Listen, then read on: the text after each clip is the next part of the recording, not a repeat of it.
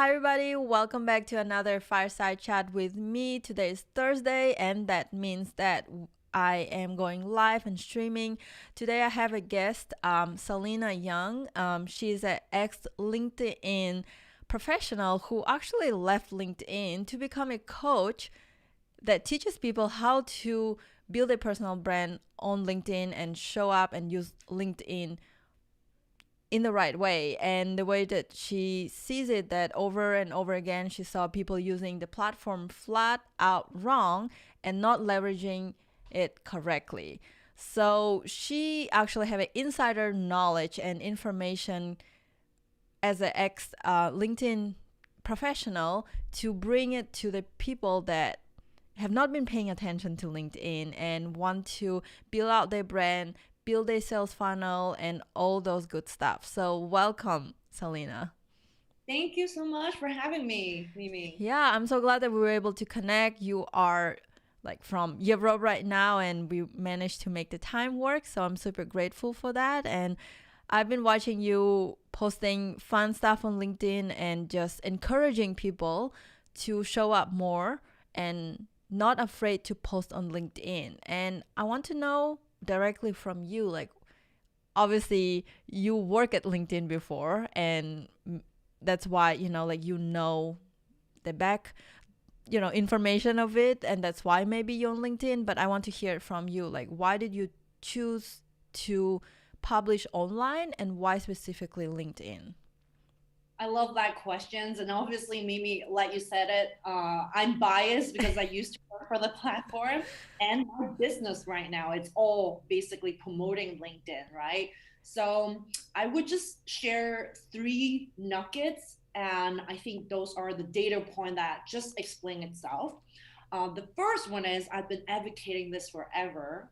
There's 79% of LinkedIn members are not publishing online regularly, and which means there's 21%, right? But that 21% of content creators are also not posting on LinkedIn consistently, which is weekly, which goes into the number 1% that LinkedIn members are sharing content on a weekly basis. So that's like a huge opportunity that I don't see any other platform is offering that at the moment.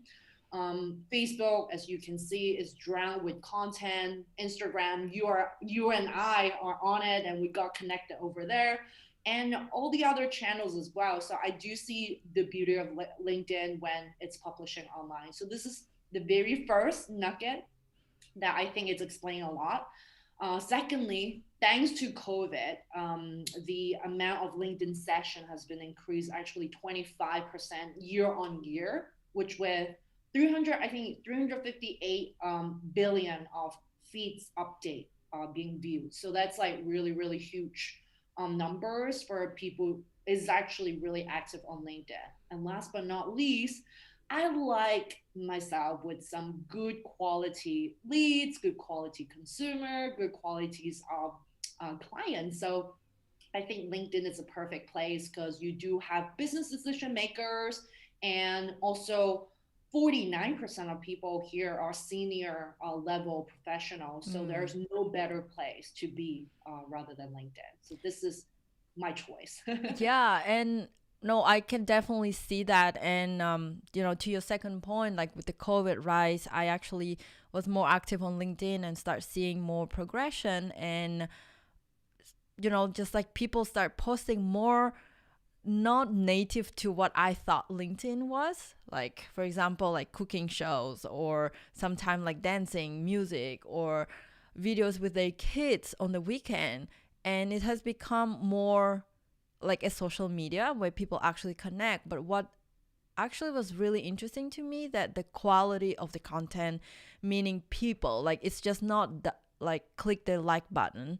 It's not just say, oh, great post, right? Like, people actually put out the time to put the comments out, and they are engaging and they are thought provoking. And for me, it was like, oh wow, like people on internet actually engage, and they are thoughtful. And like you mentioned in your third point, it's they are senior professionals, so they are more in the field of working, they have more knowledge of the industry. So if that's something that they're interested in, then they would rather put their like really knowledgeable ideas out, not just to double tap or like something, right?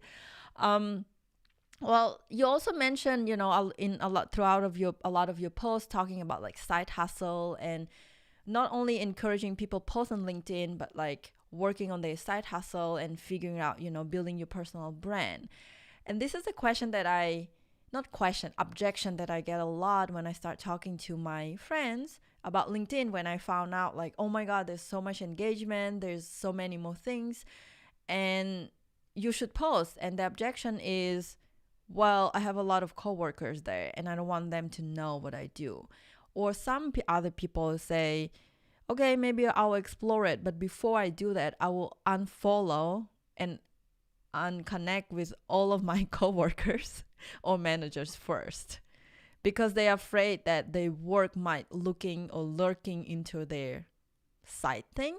And usually it's something that they want to hide or like not to be talked about. So what is your take on that? I love this questions, and a lot of my clients secretly also ask me about this. I actually want to take a step back because I felt like most of the time for side hustler, they assume their employer are not supportive. Yeah. And the thing is not the case.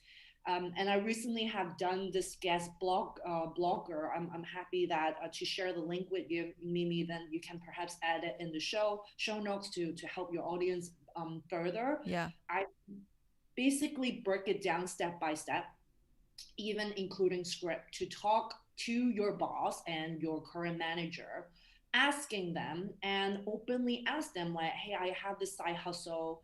I am not going to interrupt or impact negatively through my work, and this is going to help me with improving my leadership, whatever that skill set that you want to highlight. And you will be surprised that actually a lot of employer are very supportive about that. It's depending on how you approach it, as well as how you're going to sort of like express it. And when you're informing them, obviously I'm not looking into like a direct competitor, right? I won't advise anybody doing a side hustle that you're going to steal clients from your current company, nothing like that. But when it comes to having that transparency, that conversation, it works like a charm. And once you do that, that's basically help, right? Whatever that you do online, you won't felt like, to your point, it's great like unfollowing or disconnecting your friends or basically people that it's terrible, right? Because those are your potential brand ambassador or business advocate, right? So I think if that first point is nailed, that's fantastic. But you might ask, right, Mimi, you'll be like, oh, how about those that do not support? What should I do? LinkedIn provides so many solutions, and one of the ways is I talk about personal branding, but there's also this beautiful part of LinkedIn that is the company page. There's 57 million of companies opening company page. There's a reason for it, right? So you can start your side hustle by promoting your business through there. And you don't necessarily need to connect your personal profile with your company page yet, until the day that you're fully flying. But you already established that the brand itself, and it helps. So this is how I will approach it. But really great question. Yeah. And so what is the short answer, or I guess like a line that you would recommend me to tell like people that are afraid to post on LinkedIn, like just do it? Or like what do you tell your clients like when they like so freak out? Because like I can literally see it in their eyes, like, oh my God, my my employer will look, and like they are so afraid. Like what would be the best way of kind of approaching it, like, and still encouraging them to be on LinkedIn, like in short? Like one sentence, I don't know, just do it. So you heard it from the LinkedIn coach. Yeah, you heard it all from LinkedIn coach. Okay, just do it. Nike, sorry, I'm copying you. Yeah, no, absolutely. And So we've talked a lot of, mentioned a few times already about like building personal brand, and we all know, the importance of it, especially during a pandemic. It highlighted that we do need something for our own, that we cannot rely, um, always on the company to pay our bills. And therefore there was a rise of like side hustlers, and then there's a rise of people that are start doing something at home to build their passion, and it becoming, like building their brand overall. Do you think building personal brand is overrated now, that you can still make money without having personal brand? Like, what is your intake on the current, I guess, economical situation now that, we have gone through COVID and it exposed a lot of those things? Yeah, I think COVID is an accelerator, getting people to understand how important personal brand is. It's tied back to one single important elements, right? Which is people's livelihood. Mm-hmm. When it's COVID, um, people have been relying on their corporate jobs, or jobs that they're having, and thinking, oh, that's fine. I don't need my own brand. I can just basically rely on it. And then COVID hit, right? People lost their job, and people's livelihood is being impacted. Mm-hmm. So I do think, despite having COVID or having COVID, personal brand is always something that it's important, because it is your reputation. And to your points, right, Mimi, you said earlier, everything is go online right now. Mm-hmm. No brands right now you can survive without online. It's really true. Like, pick any restaurant, pick any like product based company, or service based company, like you and I, right? All these needs an online presence. So I don't think it's overrated at all. And in a way, it's how you present yourself to the world. And I like, always sharing with my clients that LinkedIn, it's a great place, and obviously other social media platform as well.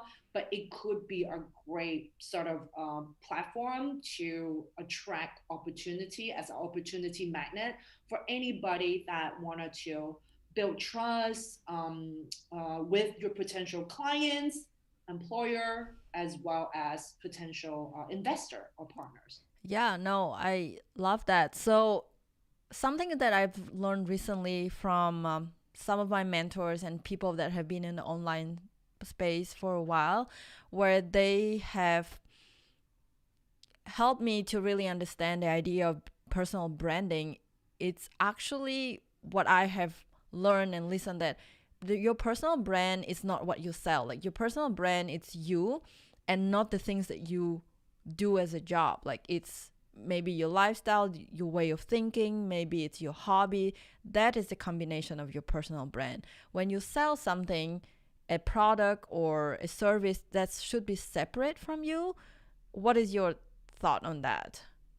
I mean, absolutely. Look at all those big brands, right? Like Apple, Nike. We talk about so many different things like that. You immediately think very differently from all these brand, right? You got a personalities, you got a feeling, you know exactly what they sell, you know who is the CEO, right? Because back to your point, they build all those elements because they are a solid brand. Mm. And personal brand, there's so many people that do not even have a product to sell, right? Right. Tony Robbins, um, um, Gary Vee, they are selling basically the knowledge, right? And they sell by coaching other people with some of the life experience that they have. And versus like Richard Benson or Sarah Brickley, they do have a product, but at the same time, people know them for who they are, because they Mm. are Mm-hmm. influencing people to do stuff. For example, I'm a huge fan of Sarah Brickley, and she always talk about, like, take a leap of faith, right? When it's come to being your own boss, you don't know whether you will fail before you start trying it. Mm-hmm. And I love it. It's such a simple thing, yet so many people are not willing to take a leap of faith to go ahead and start their own thing, right? Mm-hmm. They are very comfortable about their comfort zone and not willing to give in. So I think all these, back to the personal branding. It's that brand itself that people remember you, Mm-hmm. differentiate you from somebody else. So personal brand doesn't mean talking about, maybe if you have product, it does not mean talking about your product all the time. It's more about your personality and who you are. Is that the right idea of what I'm getting, or? I think it's an element of all, because like I share, like if a solid brand like Apple, you get feeling as a personality as well. It's cheeky, right? Nike is also cheeky, whereas more Ralph Lauren, you have a totally different feeling, right? It's suit up, it's more official, it's more like a professional Tony, right? So it's all about that. And why do you choose to buy Nike versus Adidas, where they have basically selling the exact same product, which is shoes, right, or sportwear? Why Yeah. do you choose, I don't know, like Nike or Adidas? There is a reason, because you love that brand more. And Mm-hmm. that's exactly applied to people as well. Why do people like to work with me as a LinkedIn coach versus somebody else? Is it because of personality? Is it Mm-hmm. because of the trust that I built? Is it because the knowledge behind me? Like, it needs to be something that is tangible, Mm-hmm. that people will have a feeling, or basically a sentiment towards you as a brand. Yeah, no, that makes sense. So I think it's very important to be who you are, right? Because the only way to stand out is to be who you are. Like if you copy others, then you don't really stand out. You just become another, copy of that person. Um, so we already have discussed of like building the personal brand and how that leads to a lot of, potential trust and then clients. But then this is the question that I have realized recently too, is a lot of it, it's really a part of lead generation and marketing effort. It does not equally direct the sale or like the closing, right? So how much time you as a business owner now and entrepreneur spend time building the business, and how much, and that relatively to doing marketing and posting on LinkedIn? Because we have talked about like a lot about like, okay, posting on LinkedIn, show up online, building your personal brand, but it cannot be 100% of your time, or Yeah. it is. So what is the amount of time you're actually spending on making a sale, closing, and like actually running the operation of the business? I think it's different phases. Mm. And earlier you also mentioned, right, personal brand, it is a journey. There shouldn't be a time to it. Every single day when you're going out with your friends, you are building your personal brand too. How you show up for other people, right? Are you on Mm-hmm. time? Are you looking great, well prepared? Those are also directly reflect your personality as well as a brand itself, whether Mm-hmm. people trust you, right? So I think personal brand is a journey, and for someone to invest in themselves, to learn, to basically polish the skill set, as well as making sure their knowledge, know-how is, ever improving. That's personal branding. Mm-hmm. And in terms of marketing, I actually think it's so important that, especially now that I'm in starting my business less than a year, right? I'm like 10 months old business, super, super fresh, still super young. I think marketing should take a huge part into the business, Mm-hmm. because that's equals to sales too. If people don't know you, people don't build the like trust factor with you, there's no way you're going to close that sales eventually. Right. In terms of business operation stuff, I do think it's important to do that. It's just a matter of how you block your time. And to be really honest with you, I'm still learning it. Like I try just a couple of months ago, I actually did another LinkedIn live talking about this scheduling, because I have this aha moment one Mm-hmm. day. Instead of opening up my entire schedule for everybody to book, which is all those discovery call, Yeah. people want to collaborate with me, people want to partner with me, because I'm such an open book, right? And I'm Mm-hmm. a girl that like, come network with me, let's chat, right? But that's not how it works. You need to structure your schedule. For example, Wednesday and Thursday now, it's where I do all my collaboration, all this live show. And Monday and Friday, it's my client day. Mm-hmm.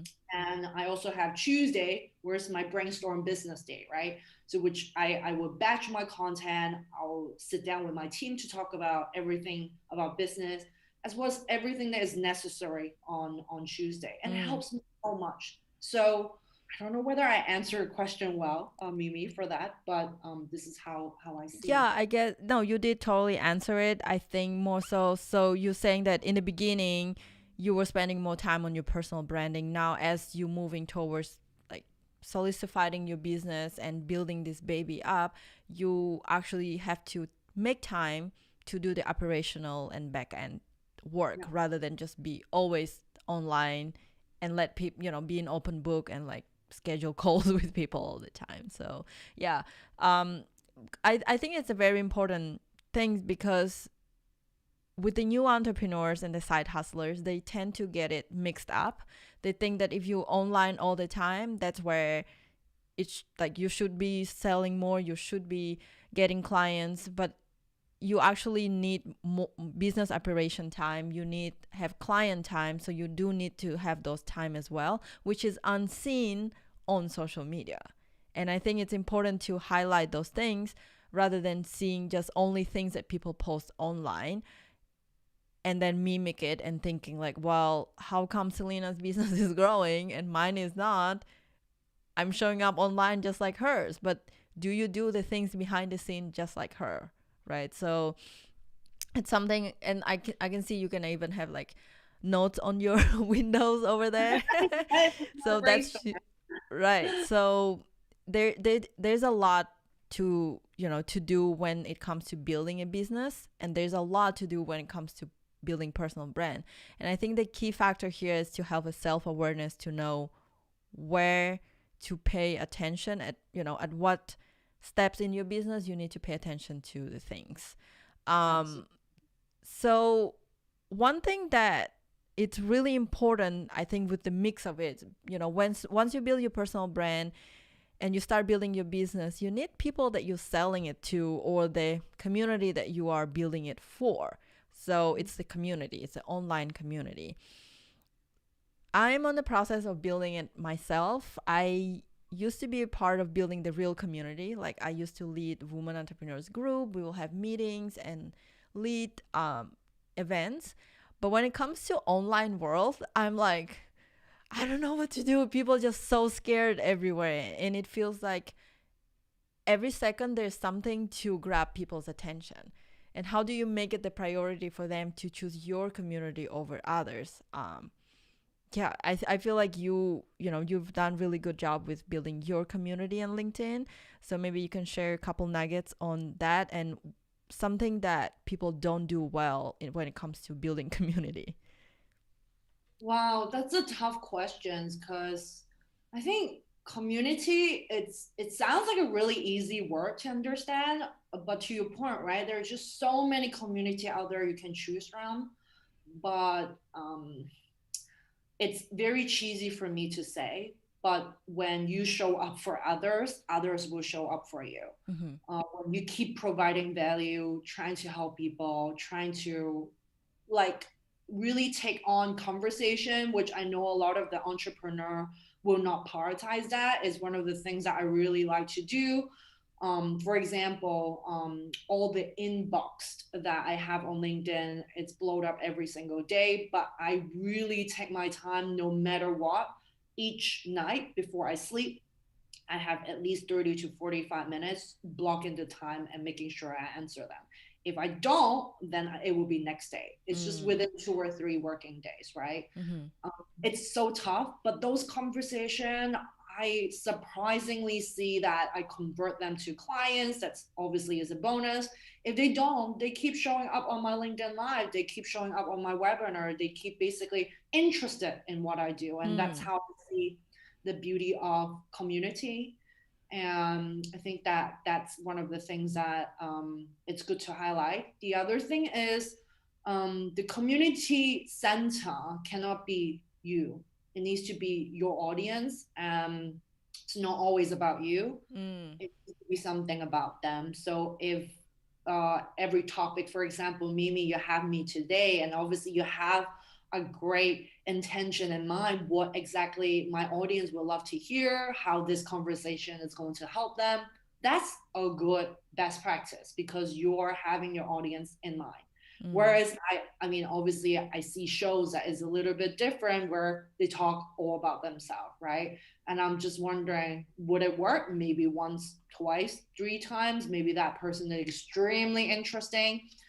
But people get bored, right? Because people love to not just listen to your story, but also get to hear other people's stories. So I think this might be a little bit of reminders when it comes to building community.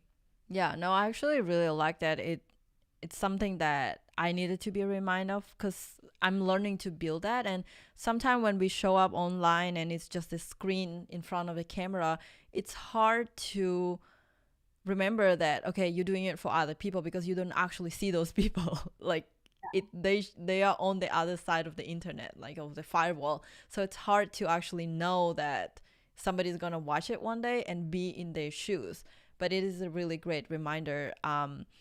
I do believe too that at first when I started creating content, it was more about me because I didn't know what the heck I needed to do. So I was doing it for me.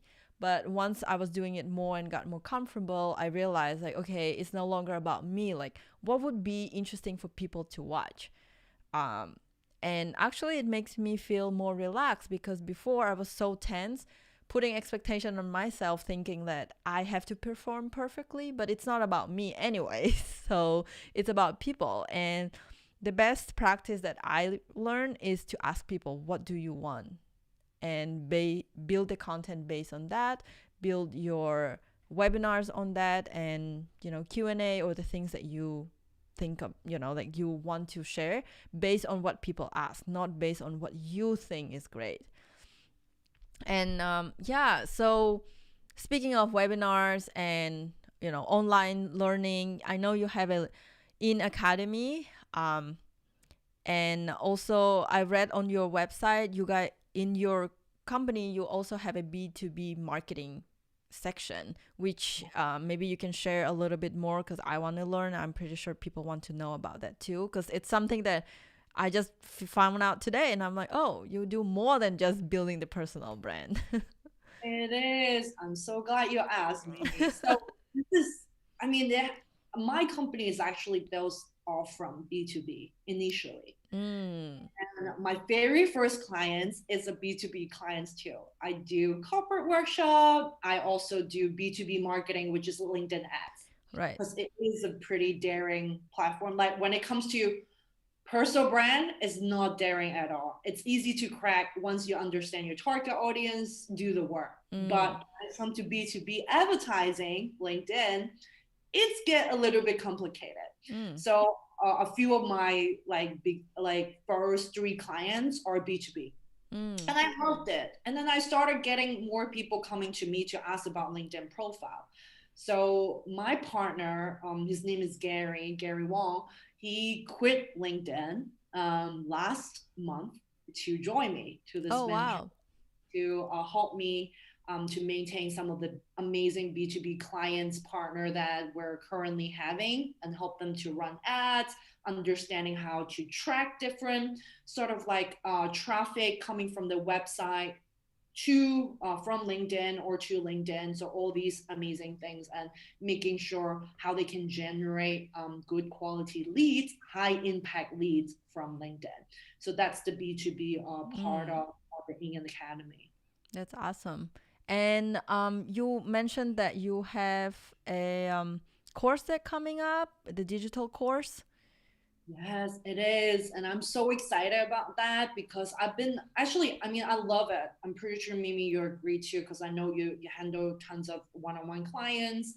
And I have been doing one-on-one clients for 10 months now, and I loved it. But the thing is, sometimes I felt very exhausted and felt a Yeah. little bit boxed because I mean, my schedule is still all with them, and I like to basically go above and beyond for my clients and message them when they need me. Right. but I don't think it's scalable for my business. So I'm going to transition from one-to-one business model to one-to-many, which is Mm-hmm. like digital course is the perfect way for me Mm-hmm. to do that. So I would teach online, like group training, and show up for them weekly, have live Q&A, and answer any questions they have. But I would teach them step by step from A to Z to where they want it to be. So yeah, it's going to launch in 26th of July next month. So I'm really, really excited. And I guess your show will be the first show that knowing this news. Oh, that's awesome. Yeah, well, you guys make sure to check out in the comments. I will link it to Salina's profile and her website as well, so you can learn more and just follow, like sign up for her newsletter so you can be the first one to get updated on that. And maybe even you think that, okay, I don't need a LinkedIn brand, but somebody in your surrounding, your friends or people that you might know, are looking for help, because there's actually not that many LinkedIn courses that are based on, like someone was the ex LinkedIner and actually knowing how to run the business side of LinkedIn, of how we tend to think about LinkedIn. And now she's using all that knowledge to put it towards personal brand. So I think that's really powerful, because you have the knowledge and also the operation of the business side of the LinkedIn rather than other people. And I think personally that's amazing. And like, I did not know that you company like do the LinkedIn um ads and all of that, because that's how I used to treat LinkedIn. Like, okay, it's just business thing. Right? But you have to know that to actually know how the platform works. Yeah, so make sure you follow Salina, and just like she mentioned, she answered all the inbox. So I do. not to I agree. overwhelm you, but if you have a question about building a brand on LinkedIn, message Salina. She gave it permission. Yes, I give the permission, but please don't sell me things. Oh yeah. Or talk about forex trade and crypto trading. Oh my goodness. Yes, I got it every single week. Yeah, actually, I believe they've done something better, or I did something better with my profile, that start getting those less. I mean, they still Good. get it, but it's a little less than before. Yeah, I think they have a really solid reporting system on LinkedIn that Mm, really do not give any sort of like second chances. So if mm. anybody used the platform wrong, that's why I said I like your introduction. People use the platform flat out wrong, you are going to be out straight Wow, away. I did not All know the that. personal brand that you have built over the years just poof, if you decided to just basically sell people right away without building relationships. So I'm so glad you mentioned it earlier. Yeah, I have a quick cheesy question before we wrap up. Right in Please. front of your name, you have the like drop point, like Oh the pin. yes, the pin. Why Yes. is that, and what is that for? I, it's actually a really interesting question, Ming. I'm so happy that you asked. Nobody asked me that, and I think I initially want to put it at the end, Mm-hmm. um, and it's like a rocket, but I feel like everyone is using rocket, Yeah, and everybody uses rocket. right, startup use rocket or whatever acceleration, like all these buzzwords, and I think the pin really represent me because it Mm. represent me that I'm very honest. I'm a very tough love coach, and I want to guide people to be successful. Have like real, tangible, real result, and get them exactly where they wanted to be. So it's like a pin, like a Mm. milestone that represent me. Wow. So Selena's personal brand start even with the first digit that she posts on LinkedIn, which is like emoji. So she has everything related to her personal brand. That's Yeah. not good. LinkedIn needs to do a better job in terms of emoji searching. They are still not doing it. I look very forward to the day that they are doing it. But with the Yeah, new they don't have people, it that. maybe. Yeah. So, what is your thought on the future of LinkedIn? I know they have started the creator mode. They also have a LinkedIn Live very wide open now. they have LinkedIn stories. um, the search has gotten a little better, I think, with the sales navigator. The LinkedIn, what LinkedIn like learning is really great. I always learn something new, and actually more people are have opportunity to share with that, on that. So what is your thought on the future of LinkedIn and where it's going? Sure. One quick point about LinkedIn Learning. I'm so glad you talk about LinkedIn Learning because I don't think a lot of people know. If you're a LinkedIn Premium, you also access to LinkedIn Learning. And remember to use it because when you used it, you finish a course, you will automatically save that course certification directly to your LinkedIn profile. Yeah. That's amazing, Right. right? Well, I hope that people are using it. But back to your point. I would say, I mean, I obviously not sure the how the future holds, but the only thing that I can share is obviously the new CEO Ryan. He is the head of product um, at LinkedIn for over eight, I think 10 years, and now he become the CEO. That's why, as you can see, Hmm. starting COVID, there's huge amount of Yeah. feature coming on, and they are not just, I don't want to say they're catching up because there's like new stuff, right? The cover story from your images, there's also the feature section in the feature. There's so many different things that is so unique about LinkedIn. And the review coming up for the company page, there's this, I mean, social selling index, like all these acronyms, they created it. You know, LinkedIn Hmm. created it. So I do see that they are going to help driving a lot of conversation. But another news that I can share, which is already on TechCrunch, is that one of the biggest competitor, I mean, not competitor of LinkedIn, but Clubhouse, have that audio only networking software. Mm-hmm. LinkedIn is going to build that as Oh, well. wow. This is going to be a huge, huge stuff. That's wow. That's insane. Yeah, and not a lot of people know. So that would be the biggest competitor for Clubhouse when it comes to LinkedIn because it's one of the things that they take pride of. I know for Clubhouse for a very long time. So I don't know. Let's see. Yeah. That's awesome. Yeah, no, I definitely appreciate the path that LinkedIn is going, and it's awarding more creators. My only personal, I guess, not worries, but I guess like the big question that makes me worry, that they will become a creator platform and no longer hold the professional level of LinkedIn, because that's the really only platform where you can really reach out to professional and things still being maintained in the level of professionalism, rather than other platform where they, like TikTok, right? Like, I'm not saying that TikTok is bad, but it's more for creators, and then they have a creator fund, so like you actually get like encouraged to create things and people can give you tokens or money. So but that doesn't have a, it is very easy level of entry. That means that there's no filter. That means that the quality of the content might be really great, it might be really good, it like just goes so wide. And I really hope that what LinkedIn is doing so far, that they're keeping the gate in. Like, for example, you need to have to pay for premium to have certain services, right? So like that's how they keep the gate in. So that's my only thought about that. And thank you so much for being here today. Is there any last words? I will make sure to link your LinkedIn and your website in the comment section so people can follow. That article that you mentioned, I'll also link down there. If you guys have any questions, feel free to send it to my inbox.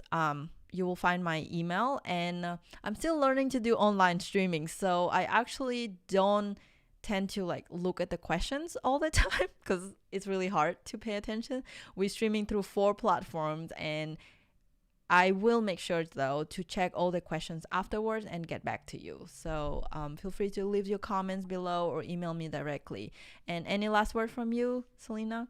Amazing. I just have one last thing because you mentioned a couple of your clients is asking, what to post on LinkedIn, how to post on LinkedIn, right? Me and my team have put together this amazing freebies. I've received crazy amount of feedback, positive feedback about it. Please feel free to download. It's the 10 rules of creating engaging content on LinkedIn. It's completely for free on the inacademy.com. Feel free to download it. Oh yeah, awesome. I make sure I will link that down in the comment section as well. Well, thank you so much for being here today, and it's getting late over there, so I'll make sure I'll let you go. I can see it's like getting dark. Well, thank you for being here, and I will see you around on LinkedIn. And when you come Yeah, back to LA, maybe we'll, if you do, then we can hang out. yes, we should grab a coffee, whatever, like chai latte. I know, whatever that can take me out of the house, I'm happy to do so. Absolutely. Mimi, thank you so much for the opportunity. I really enjoy our conversation and thank you so much for setting all these amazing stuff up. Thank you. Yeah, thank you so much. Well, for everyone, again, I'll see you next Thursday. If you have any question, do not hesitate to reach out. And bye now. Hi, everybody. Welcome back to another Fireside Chat with me. Today is Thursday, and that means that I am going live and streaming. Today, I have a guest, Salina Yeung. She's an ex LinkedIn professional who actually left LinkedIn to become a coach that teaches people how to build a personal brand on LinkedIn and show up and use LinkedIn in the right way. And the way that she sees it, that over and over again she saw people using the platform flat out wrong and not leveraging it correctly. So